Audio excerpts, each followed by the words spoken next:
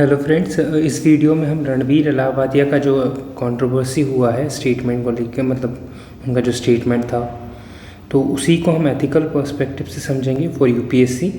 क्योंकि UPSC examination based topic से interview में या मींस केस स्टडी में किसी भी तरह का क्वेश्चन आ सकता है, तो आपसे पूछा जा सकता है। तो आपको पता होना चाहिए कि क्या एथिकल पर्सपेक्टिव इस तरह के इश्यूज़ में होते हैं यूट्यूबर के ऊपर या फिर डिजिटल मीडिया प्लेटफॉर्म्स के ऊपर। इस तरह की जो बातें हैं वो क्या मतलब एथिकल कंसर्न्स रेज करती है इससे रिलेटेड। चलिए स्टार्ट करते हैं। देखिए, कंट्रोवर्सी हुई थी इंडियाज़ गोट लेटेंट शो में, जो कि समय रैना का शो हुआ था, जिसमें रणवीर इलाहाबादिया ने कुछ मिसलीडिंग या कहें तो ऑब्सैनिटी यानी अश्लील कमेंट कर दिए थे।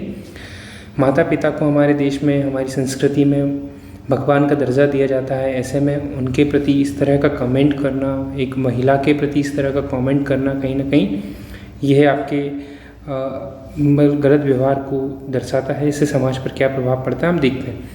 देखिए, सबसे पहला जो एथिकल कंसर्न से अगर देखें तो प्रमोशन ऑफ ऑब्सैनिटी यानी अश्लीलता का प्रमोशन उन्होंने इसमें किया है, क्योंकि इसकी वजह से कई स्टेट्स में उनके अगेंस्ट में FIR दर्ज हुई है। इसके अलावा उन्होंने सेकंड जो है पब्लिक डिसेंसी यानी कि जो एक शालीनता होती है लोगों की, उसको हर्ट किया है, क्योंकि इस तरह की वल्गर लैंग्वेज को नॉर्मलाइज करना कहीं ना कहीं दर्शाता है कि आप इस तरह के अश्लील कंटेंट को नॉर्मल कर रहे हैं और जो लोगों की जो मर्यादा है उसको भंग कर रहे हैं। तो पब्लिक जो डिस्कोर्स है can Erode societal standards of decency. ठीक है, तो सिंगर जस्सी जो है उन्होंने भी इसको क्रिटिसाइज़ किया है, growing acceptance of offensive content. इसके बाद इन्फ्लुएंस ऑन यंग ऑडियंस। देखिए, आपको पता है कि आजकल यंग ऑडियंस उनको कितनी सुनती है, उनके पॉडकास्ट वगैरह देखती है, तो ऐसे में जो है उन पर भी सिग्निफिकेंट इम्पैक्ट पड़ सकता है। इस तरह का इनएप्रोप्रिएट ह्यूमर दिखाना एडवर्सली इफेक्ट कर सकता है जो इम्प्रेसिबल माइंड है उनको, क्योंकि उनके यहाँ कई अच्छे मंत्री वगैरह कई पॉडकास्ट करने आते हैं, उनसे सीधा टच होना और ये सब चीज़ें। तो यूट्यूबर ध्रुव राठी ने भी इसको जो है हाईलाइट करा है। रिस्पॉन्सिबिलिटी ऑफ कंटेंट क्रिएटर्स जो होती है वो भी वो इतने यंग ऑडियंस को या इतने बड़े ऑडियंस को हैंडल करते हैं, तो कहीं ना कहीं उनकी भी एक नैतिक जिम्मेदारी होती है कि वो अपनी भाषा का मर्यादित प्रयोग करें। तो ऐसे में जो है अपनी रिस्पॉन्सिबिलिटी समझना बहुत ज़रूरी है, जिसको जो भी एक एथिकल इश्यूज़ को दर्शाता है कि उन्होंने ऐसा नहीं किया है ना। इसके लिए जो बैकलेस देखने को मिल रहा है उसे समझा जा सकता है ना। तो इसके बाद में लीगल एंड रेगुलेटरी कंप्लायंस, क्योंकि नेशनल कमीशन फॉर वुमेन ने भी इसको हाईलाइट किया है कि कई सारे लॉज का इसमें वायलेट हुए हैं, है ना, महिलाओं से रिलेटेड या फिर जो हमारी सोसाइटी के जो कल्चरल नॉर्म्स हैं उनको हर्ट हुआ है। तो the filing of multiple FIR इसीलिए फाइल हुए हैं कई स्टेट्स में, है ना। तो फिर इसके बाद में freedom of speech versus ethical boundaries का एक कंसर्न देखने को मिलता है कि एक और कहा जाता है कि ये उनकी फ्रीडम ऑफ स्पीच है, लेकिन क्या इस तरह उनकी कुछ एथिकल बाउंड्रीज़ नहीं है, वो क्या है ना, इतने बड़े ऑडियंस को वो हैंडल करते हैं, तो उनकी भी कुछ एथिकल लिमिटेशंस हैं, तो उसको उनको समझना चाहिए, है ना। Freedom of expression is a fundamental right है, लेकिन इसको बैलेंस करना होगा एथिकल कंसिड्रेशन से, है ना। कंट्रोवर्सी इस डिबेट को और काफ़ी ज्वलंत मुद्दा बना दिया इस कंट्रोवर्सी ने।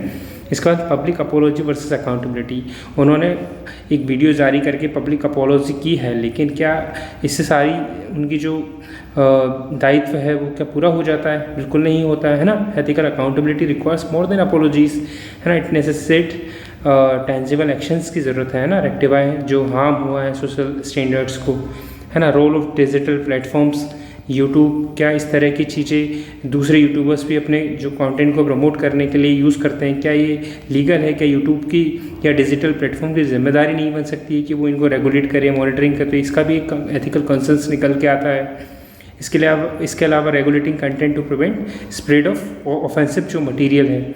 इसके बाद कल्चरल सेंसिटिविटी, मैंने जो भी वीडियो की शुरुआत में बताया था कि हमारे यहाँ माता पिता को जो है बोला जाता है कि भगवान के तुल्य माना जाता है। इसके अलावा जो महिलाएं हैं उनको कहते हैं ना, यत्र नार्यस्तु पूजन्ते रमन्ते तत्र देवता, क्या वो कल्चरल नॉर्म्स अब नहीं रहे क्या हमारी सोसाइटी में, जो आप नारी के बारे में इस तरह से या स्त्री जो महिलाएं हैं उनके बारे में इस तरह की गंदी भद्दी लैंग्वेज का आप इस्तेमाल कर रहे हैं? तो disregard cultural norms sensitivities can lead to public outreach, जिससे क्या होती है कि बड़े स्तर पे जो है लोगों का गुस्सा भड़क सकता है, सोसाइटल डिस्कॉर्ड हो सकता है, तो ये भी उनको समझना होगा। ये भी एक एथिकल इशू निकल के आता है। इसके बाद एथिकल लीडरशिप एंड इन्फ्लुएंस की बात करें तो इतने बड़े फिगर होने के बाद में आप इन्फ्लुएंसर हैं, तो आपको जो है आपकी रिस्पॉन्सिबिलिटी होती है कि आप किस तरह से अपनी लीडरशिप को शो करें, है ना। अगर ये इन सभी स्टैंडर्ड से अगर आप डेविएट करेंगी तो वाइड स्प्रेड एथिकल और सोशल इम्प्लीकेशंस इसके होंगे। इसके अलावा the issues underscore complex interplay between creative freedom जो आपकी है वो एथिकल रिस्पॉन्सिबिलिटी है वो, और सोशल इम्पैक्ट है इसका जो समाज पर प्रभाव है, इनके बीच में काफ़ी कॉम्प्लेक्स जो रिलेशनशिप है उसको भी हाईलाइट करता है। इसके बाद बेस फॉरवर्ड अगर देखा जाए तो इस तरह की इश्यूज़ को किस तरह से हैंडल किया जा सकता है, तो सबसे पहले कंटेंट की गाइडलाइंस को हमें और इम्प्रूव करना होगा, है ना, ताकि इस तरह का कंटेंट प्रमोट ना हो। इसके अलावा एथिकल ट्रेनिंग करनी होगी इस तरह के क्रिएटर्स की, ताकि वो समझे कि सामाजिक मर्यादा क्या है, आपके कंटेंट उसको रिफ्लेक्ट करते हैं कि नहीं करते हैं। तो ये एक काफ़ी ज़रूरी वे हेड हो सकता है।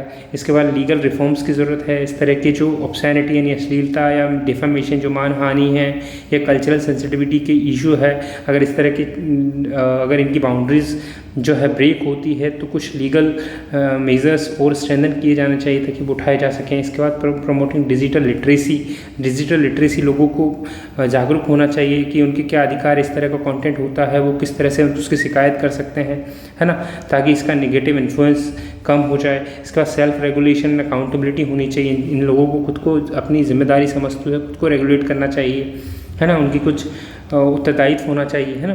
तो ये बहुत ज़रूरी एक मैकेनिज़्म है जो फिक्स करना होगा। और इसके अलावा जो है enhance role of regulatory bodies जैसे नेशनल कमीशन फॉर वुमेन है या और भी दूसरे जो मीडिया रेगुलेटरी अथॉरिटीज़ है, जैसे कि सिनेमा को रेगुलेट करने वाले या सेंसर बोर्ड जो हैं, इन सभी को काफ़ी आगे बढ़ के इस चीज़ को देखना होगा। इसके अलावा डिजिटल कंटेंट जो इतना प्रोलिफरेट हो रहा है उसके लिए काफ़ी और भी कदम लिए जाने की ज़रूरत है। पब्लिक अवेयरनेस कैंपेन्स चलाने होंगे, लोग इस तरह को समझे, इस तरह की चीज़ों को कंज्यूम ना करें, ताकि है ना, तो इस तरह काफ़ी हमें बढ़ावा देना होगा कल्चरल वैल्यूज़ और सोशल नॉर्म्स का। इसके अलावा जो है प्रमोटिंग पॉजिटिव रोल मॉडल्स को प्रमोट करना होगा जो अच्छा कंटेंट बना के भी लोगों को मतलब फेम गेन करते हैं इस तरह की चीज़ों को, क्योंकि लोग गलत कंटेंट का यूज़ करके जल्दी फेम पाना चाहते हैं। तो ये हमें इसलिए इस तरह से जो है पॉजिटिव रोल मॉडल्स को ज़्यादा हाईलाइट करना होगा ताकि वो क्रिएट कर सके पॉजिटिव एजुकेशनल रिस्पेक्टफुल कंटेंट को। इसके अलावा जो है बैलेंस्ड अप्रोच अपनानी होगी फ्रीडम ऑफ स्पीच और जो आपका जो राइट है उसके बीच में, और अकाउंट जो आपकी रिस्पॉन्सिबिलिटी है या फिर एथिकल लीडरशिप है, एथिकल रिस्पॉन्सिबिलिटी है उसके बीच में। और इसके बाद में जो है कंस्ट्रक्टिव फीडबैक मैकेनिज्म देना होगा ताकि ट्रांसपेरेंट और कंस्ट्रक्टिव जो फीडबैक मैकेनिज्म है जहाँ पे ऑडियंस कैन रिपोर्ट जो है इनअप्रोप्रिएट कंटेंट होता है उसको रिपोर्ट कर सकते हैं, है ना, जो हार्मफुल है सोसाइटी के लिए। Creators can learn and improve, ताकि जो क्रिएटर्स हैं वो भी अपनी जिम्मेदारी का एहसास कर सकें अगर इस तरह का मैकेनिज्म होगा तो, है ना। तो these approaches aim to create a balance digital environment की ज़रूरत है ना, that reflects freedom of speech while maintaining ethical and cultural integrity. Thank you. तो ये कंटेंट काफ़ी ज़रूरी था तो मैंने ये दिया है, आप साथ में ये हिंदी में भी दिया हुआ है तो आप इजीली पढ़ लीजिएगा। ये काफ़ी केस स्टडी और जो है इंटरव्यू वगैरह में भी आ सकता है और आपके माइंड के होराइज़न को भी ब्रॉड करने में मदद करेगा। Thank you.